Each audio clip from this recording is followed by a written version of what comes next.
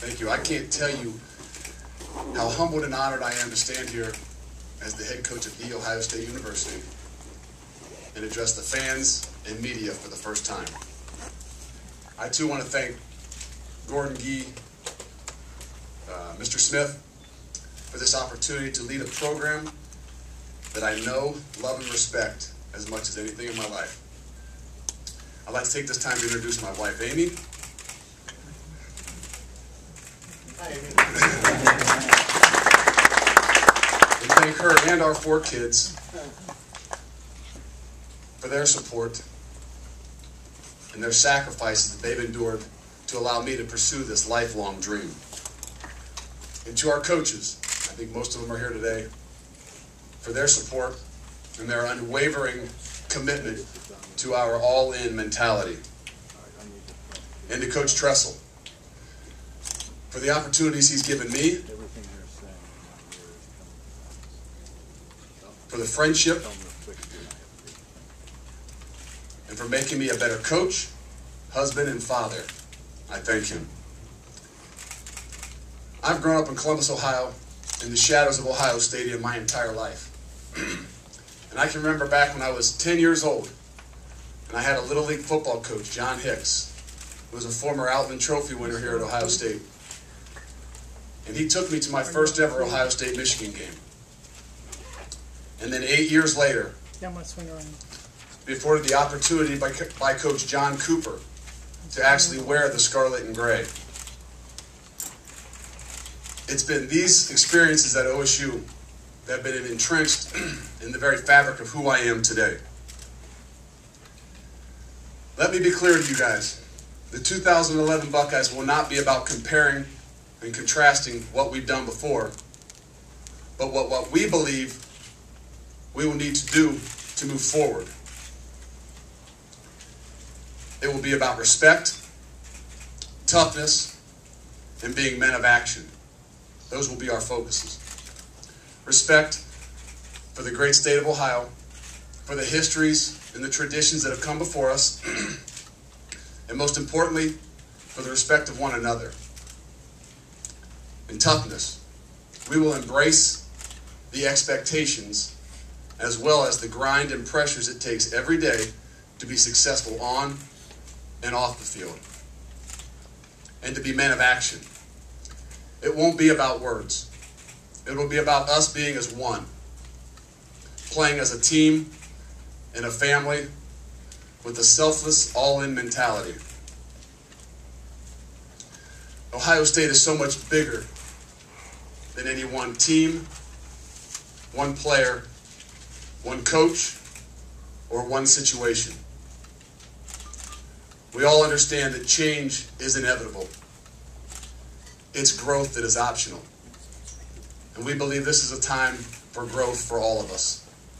I appreciate that, and maybe open it up to any questions. We'll start on the left here. Go ahead.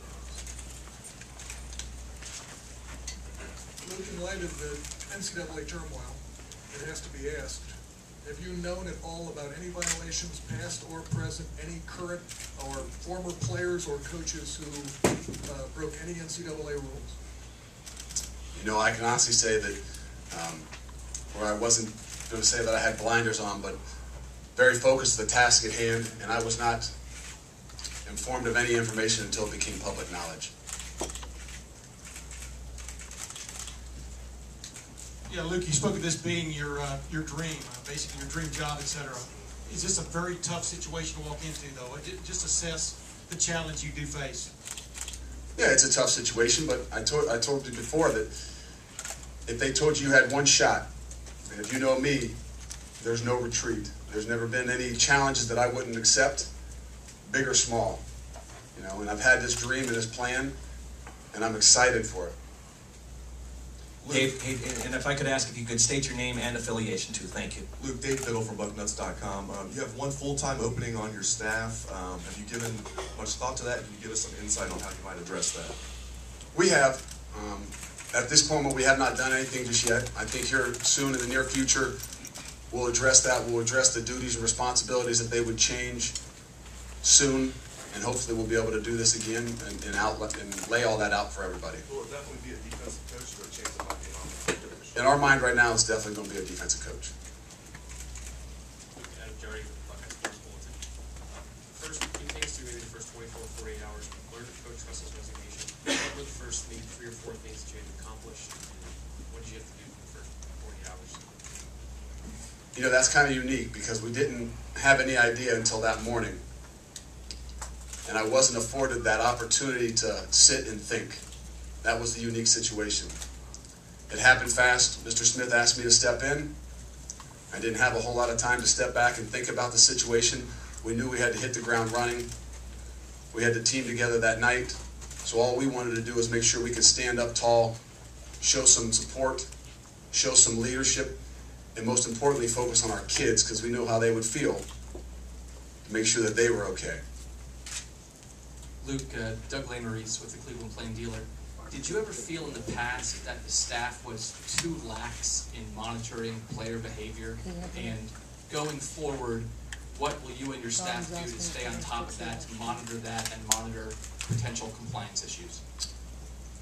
No. You know, the interesting thing about all that is sometimes we're focused at the task at hand, but it still comes back to our education process. We're going to continue to educate our guys. We understand that we are going to deal with compliance.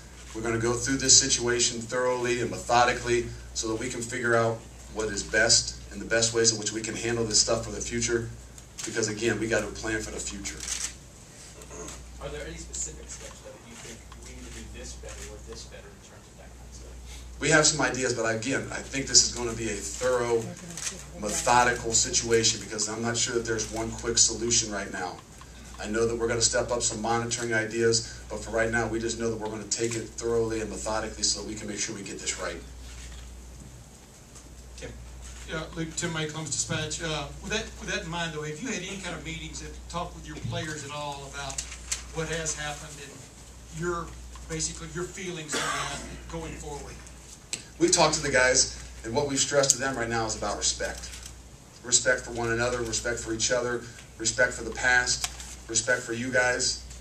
We told them we all love it after we score a touchdown and there's a microphone shoved in our face, but it's a little bit different when it's an adverse situation. So what we've really focused to them on, hey, let's make sure we have respect for one another and figure out where we can get better in the future. On the left over here. Luke, in the back. Kenny Rhoda, ESPN Cleveland. Have you talked with Jim Tressel about this job and what advice, with everything that he's been through, good, bad, has he given you as you approach this job? You know, I spoke with him that night, and really the only thing he could give me right now was our support. He said he really gave us the support for me, for the whole entire coaching staff, for our players.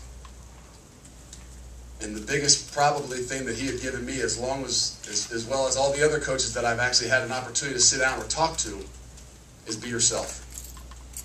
And I think he respected the situation enough to say he has support for all of us, as well as to be yourself. To the right. Paul Keels, WBNS Radio. Luke, now that there's a different element of the quarterback situation, how do you look at that with the 4 guys involved? To me, that's the exciting thing about this whole situation. Every year, guys are going to graduate, guys are going to leave early.